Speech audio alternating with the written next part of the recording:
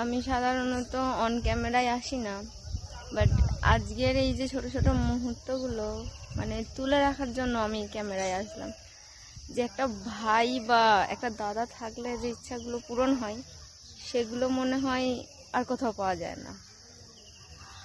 মানে আমার এই ইচ্ছেগুলো, ছোট ছোট ইচ্ছেগুলো যে পূরণ করে, আমার খুবই ভালো লাগে। আর আমার ইচ্ছে পূরণ করার মতো একমাত্র ওই আছে। আর আমি ওকে যা বলি, এই ছোট্ট ছোট জিনিসগুলো সেগুলোও পূরণ করে। তাই আর কি তোমাদের কাছে আসা।